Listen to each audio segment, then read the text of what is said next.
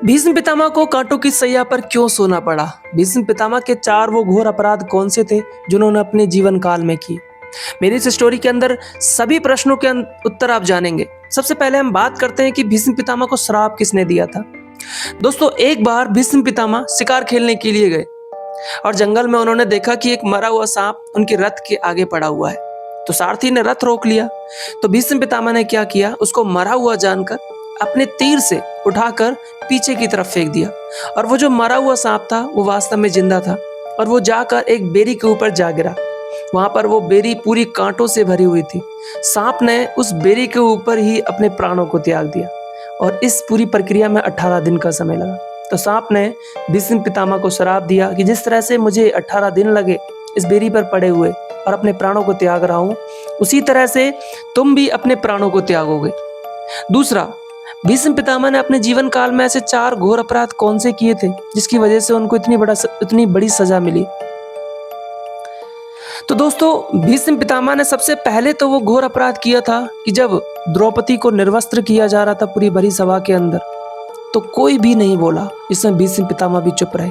अगर वो चाहते तो वहां पर सबके सामने इस बात पर आवाज उठा सकते थे कि हमारी पुत्र वधू के साथ में ऐसा दुर्व्यवहार क्यों किया जा रहा है, लेकिन शायद उन्होंने ऐसा नहीं किया, जिसकी वजह से उनको घोर अपराध का पाप लगा।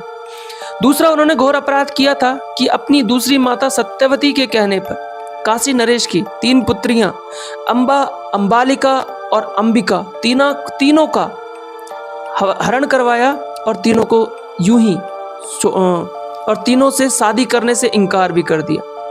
तीसरा, उन्होंने घोर अपराध ये किया था कि जब कौरव जीत रहे थे तो उसी वक्त उन्होंने अपनी मृत्यु का राज पांडवों को बता दिया, जिसकी वजह से कौरव हारने की कगार पर पहुंच गए। और चौथा, उन्होंने घोर अपराध ये किया था कि गांधारी और उनके पिता सुबल की इच्छा के विरुद्ध उन्होंने धृतराष्ट्र की शादी गांधारी से करवा दी थी, जिसकी वजह से उन्हें पूरी जिंदगी भर अपनी आंखों पर पट्टी ही बांध कर रखनी पड़ी। तो ये थे 4 घोर अपराध जो भीष्म पितामह ने अपने जीवन काल में किए थे। अगर ऐसी ही आपको स्टोरी सुनना पसंद है तो मेरे इस चैनल को सब्सक्राइब करें, मुझे फॉलो करें और मुझे सपोर्ट करें, जिससे आपके लिए अच्छी स्टोरीज और जिससे आपके लिए रिलीजियस के अंदर, हमारे इतिहास के अंदर क्या हुआ, महाभारत हो गया, कृष्ण लीला हो गई, कुरान हो गया, बाइबल हो गया, बहुत सारी चीज़ें हैं जो शायद आपसे कहीं दूर हैं, लेकिन मैं उनको आपके नज़दीक लाने का प्रयास करूंगा अपनी इन वीडियो के माध्यम से। लेकिन इसके लिए आपको मुझे सब्सक्राइब करना पड़ेगा, मुझे फॉलो करना पड़ेगा, जिससे सबसे पहले वीडियो आप तक पहुंच सके। जय श्री राधे दोस्तों।